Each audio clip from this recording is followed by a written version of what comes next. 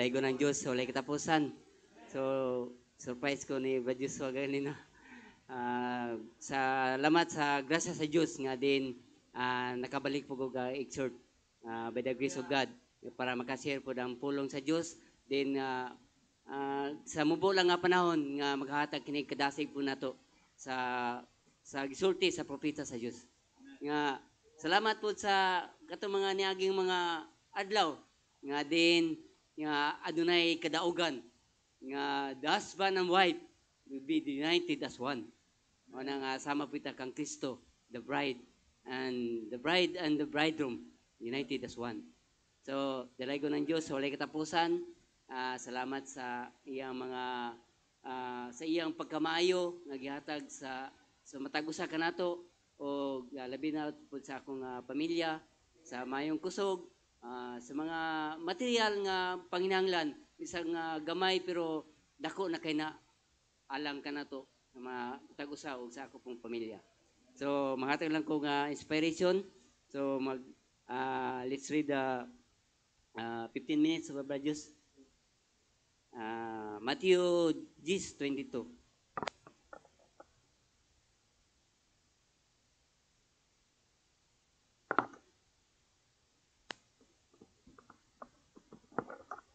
So nagaingon ni dinhi nga og pagadumtan kamo sa tanang tao tungod sa akong ngalan. Apan ang mulahutay hangtod sa katapusan mamaluwas. So nagaingon dinhi nga bisan daghan nagasulti nga kita sa atong panahon karon nga we are the end of time. Daghan na kay nagalutos sa mga bride. So daghan nagaingon nga naunsa naman mo. Daga na ingon nga, unsa naman ang inyong kanu, wala na mo, sige na mo glakaw. Wala na mo naing nahimo, kundi magsige mo glakaw, way nabilin. Unsa na lang ang inyong panginabuhian. Unsa na lang ang inyong, kung maunsa mo ang inyong mga panglawas. Kung na mo'y bation nga panglawas, unsa may inyong gasto panahon nga kwan. So, ingana na ang tumong sa mga tao, mga igsoon nga, wala sila nasabtan kung unsa nga atong ang atong ginapokus karon. So, we are now focusing our final destination. So, dili ta nagapokus sa mga symptoms nga atong ginakuan karon, kundi we are looking for the promise. Kung nagaingon sa dito nga adunay sa Bible, Luke 9:62 nga ang usa ka mag-uuma kung magdaro siya dili jud street ang iyang pagdaro na may igsoon kumulingi sa likod. Kinalan, look siya sa unsa ang naa sa katapusan. So mao ba na atong ginalooking karon mga igsoon. Daghan na kay nagalantaw nga ang ilang mga sa mga kumpanya karon nga nag-improve na gusto silang ma-improve. Ang nasod nag-improve po sila sa paghimo og mga bomba. Pero ang bride looking for the coming of Christ. Nagaingon sa dinhi nga ang propeta sa Dios nga we are looking for the coming of Jesus Christ. Una nga the seven seal, the coming of the Lord Christ himself. So nagaingon dinhi nga an example niya sa naiusaga kuan sa propeta ba nga din sa somewhere in Canada there's a bicycle contest. Adunay mga bicycle contest. So naiusa ka a little sissy boy nga murag masakiton. Ang iya lang trabaho magsundo lang og sa iyang mama ba og iyang mama maadto sa downtown magkuha og grocery. Ginakuan siya diri sa iyang arm, nga nagabike siya. So adunay bicycle contest nga ang rampahanan mga 6 foot lang half sa 12 inches, half na is 6 inches. So, anay rampahanan. Then, ang iyang gikan sa ground, hantod sa pataas ng mga 3 or 4 feet. Ang iyang katason po, mga 50 o 100 yards. So, karon ang naa dito, puro mga champion.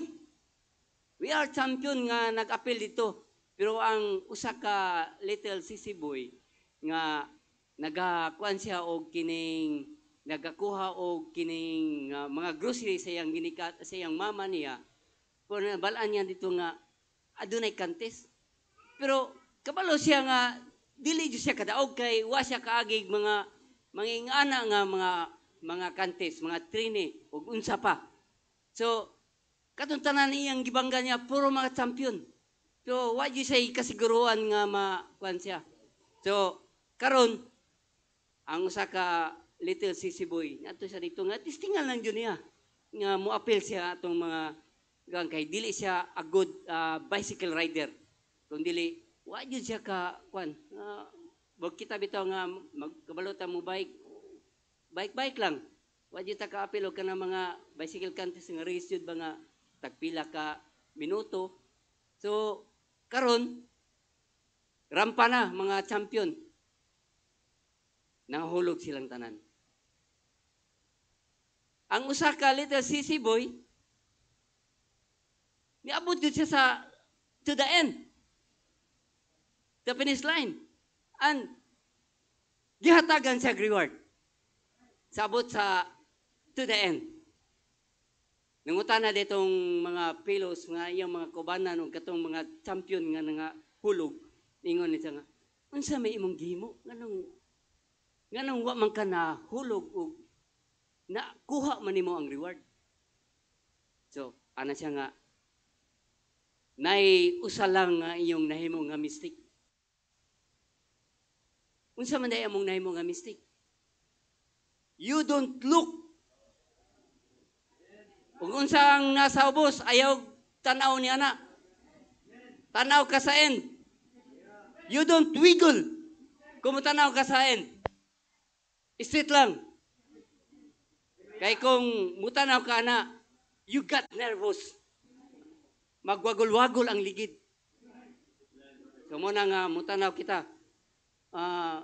Tanaw ta sa example sa Abraham's covenant. Tanaw na to ang unsay kon sa propeta.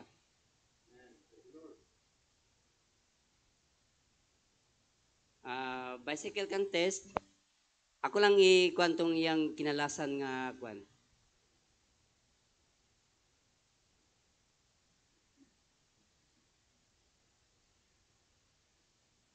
Amen. Hallelujah.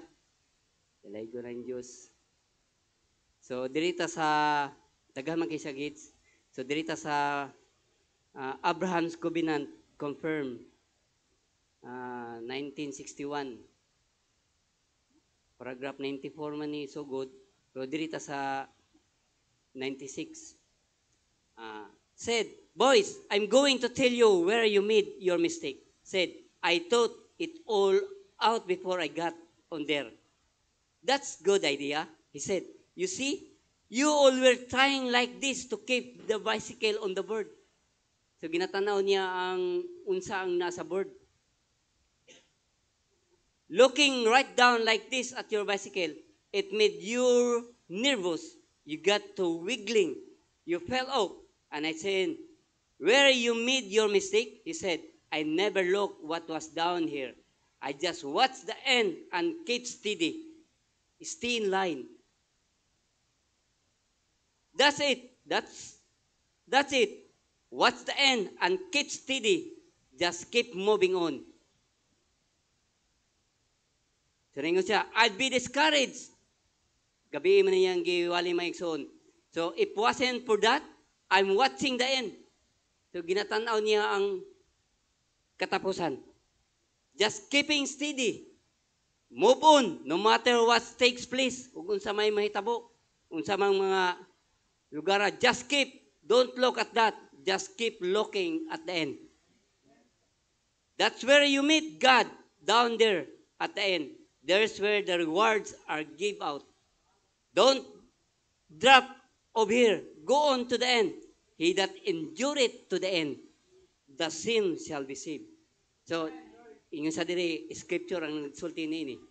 So another may igsoon nga kailangan i-check nato atong desires kung unsa jud na atong mga desires atong kinabuhi. Nagakuan ang prophet nga we should sa atong kagalingon, i-check nato ang atong desires kung unsa atong ginapait.